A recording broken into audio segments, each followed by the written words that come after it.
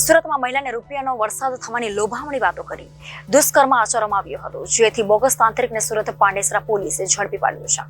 ડિંડોલી વિસ્તારમાં રહેતી મહિલાને થોડા સમય પહેલા એક તાંત્રિકનો ભેંટો થયો હતો. આ તાંત્રિકે ઘરમાં લક્ષ્મીજી પધારશે, રૂપિયાનો વરસાદ થશે એવી લોભામણી વાતો કરીને મહિલાને લલચાવી હતી અને તેની સાથે દુષ્કર્મ આચર્યું હતું. ડિંડોલીમાં રહેતી મહિલા લાંબા સમયથી આર્થિક મુશ્કેલીઓનો સામનો કરી રહી હતી. આ બાબતે તેણીએ પડોશી મહિલાને વાત કરી હતી. પડોશી મહિલા તેને એક તાંત્રિક અહેમદ નૂર પઠાણ પાસે લઈ ગઈ હતી. આ તાંત્રિકે વિધિ કરવાથી લક્ષ્મીજી ઘરમાં પધારશે, રૂપિયાનો વરસાદ થશે એવો દાવો કર્યો હતો. દરમિયાન એક અઠવાડિયા પહેલા તાંત્રિક અહેમદ નૂર પઠાણ મહિલાના ઘરે પહોંચ્યો હતો અને તાંત્રિક વિધિના નામે તેના પર પાસવી બળાત્કાર ગુજાર્યો હતો. તાંત્રિકે ખોટી વાતોમાં ફસાવી તેનો ગેરલાભ ઉઠાવ્યો હોવાનું ભાન મહિલાને થતા તેને પરિવારજનોને વાત કરી હતી.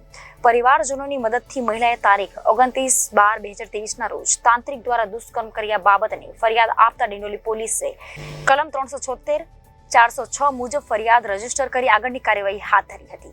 તપાસ દરમિયાન બાતમીના આધારે લિંબાયત વિસ્તારમાં આરોપી તાંત્રિક અહેમદ નૂર અલ્લાહ નૂર પઠાણને ડિટેન કરી પૂછપરછ હાથ ધરી છે.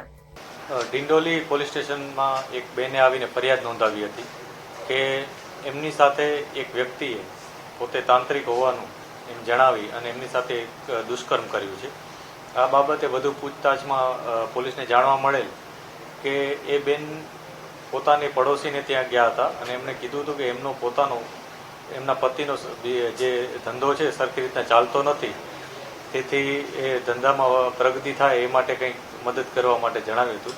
એ બેને એક તાંત્રિકનો ઉલ્લેખ કર્યો હતો ને એવું કીધું હતું કે આ તાંત્રિક બાબા છે એ એમને ઘરમાં લક્ષ્મીજી આવે એ પ્રકારે એમને મદદ કરી શકે તેમ છે. આ વસ્તુના વાતમાં આવી જઈ આ બેને એ તાંત્રિકનો સંપર્ક કર્યો હતો અને તાંત્રિકે એમને અલગ એક રૂમમાં બોલાવ્યા હતા અને એવું જણાવ્યું હતું કે જો એ બેન સાથે મતલબ આ બંધ રૂમમાં જ આ વિધિ કરવાની છે અને આ વિધિ કર્યા બાદ એમના હાથમાં જે લક્ષ્મી છે એ ખૂબ જ વધી જશે અને એમના ઘરે લક્ષ્મીના દ્વાર ખુલી જશે. આ પ્રકારની વાતો કરી અને તાંત્રિકે તેમને ભોળવ્યા હતા અને એમને અત્તરને એવું છાંટ્યું હતું આસપાસ અને એને દુષ્કર્મ કર્યું હતું.